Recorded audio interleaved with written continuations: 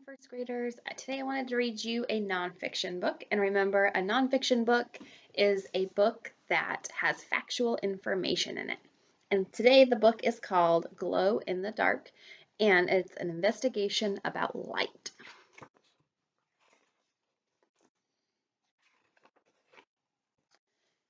Investigate light sources.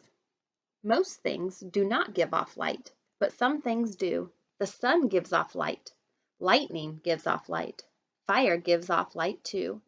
Things that give off light are called sources of light. Sometimes we can see straight lines of light coming from the sun.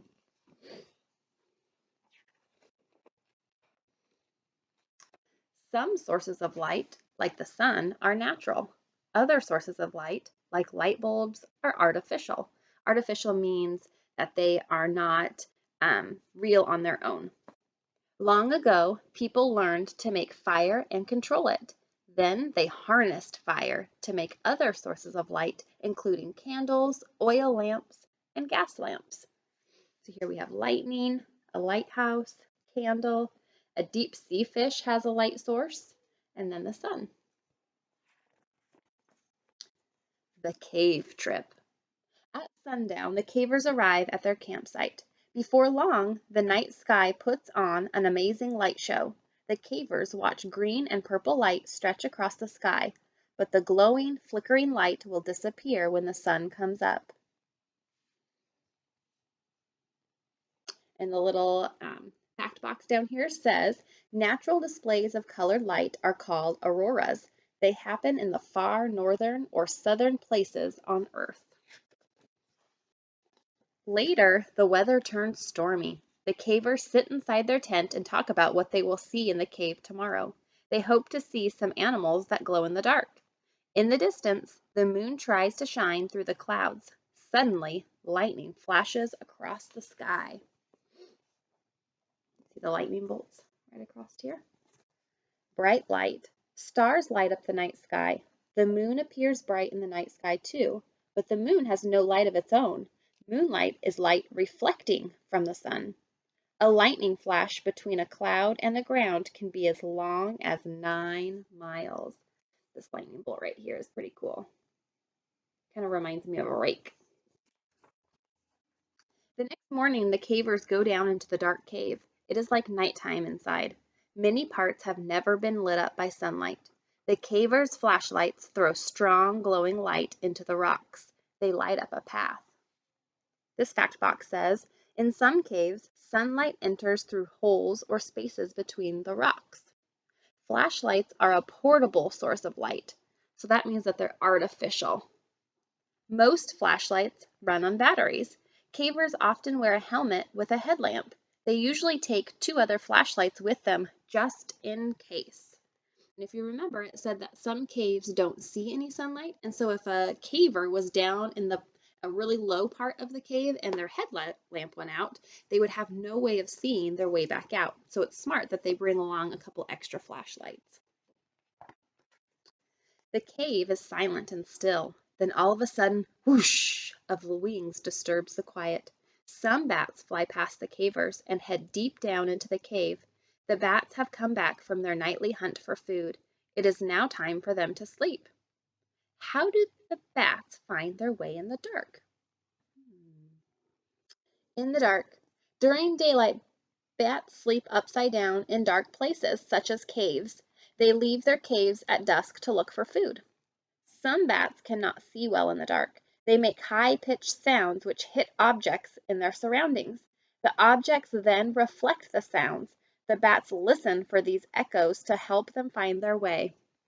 Oh, so their eyesight isn't great in the dark, but they're able to use sound to help them navigate when it's really dark out. The cavers head deeper into the cave too. They explore a maze of tunnels and passages. A cave spider dashes along a lit up wall. It is startled by the bright beams of light. Quickly, the cavers shine their flashlights the other way. The question, what do the spiders eat so deep in the cave? Fact box. Some spiders live in total darkness. They usually avoid being in the light. They like to live in places like dark caves and tunnels. Then the cavers squeeze through a small space between some rocks. It leads to a huge dark room. At last, the cavers see some animals that glow in the dark. There are hundreds of glowworms in the roof. They put on a light show with their white glowing lights. I don't know if you can see it very well, but all of these little specks of light in the dark picture are the glowworms. Glowworms live in caves. They are the glowing worm-like young of gnats, which are a kind of fly. Fireflies are beetles. They live in meadows rather than in caves. Fireflies use light to attract a mate. They usually have light organs on the underside of their belly. Fireflies flash their lights or just glow.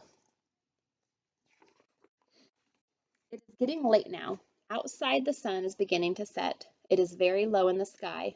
The sun warms and lights up the cave's many entrances. Once more, it is time for the bats to leave the dark cave. Soon it will be twilight. It is time for the cavers to leave too, but they are happy to see the glowing sun. Lighting our homes. So up here, solar lights. Solar lights are popular garden lights. The lights store up the sun's energy during the day. The stored energy powers the lights at night. Energy-saving lights. Light bulbs glow and light up our homes. Energy-saving light bulbs can last up to 10 times longer than ordinary light bulbs. Skylights.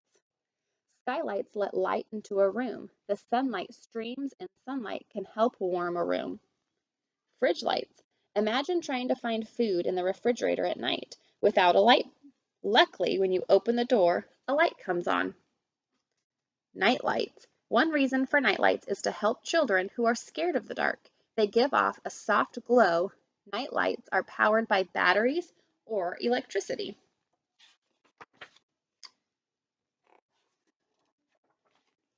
All right. I hope you enjoyed the story Glow in the Dark. I hope you have a great day. And again, I look forward to seeing the learning activities that you complete on Seesaw later today. Or don't forget to send me some pictures or send me a message. See you later, guys.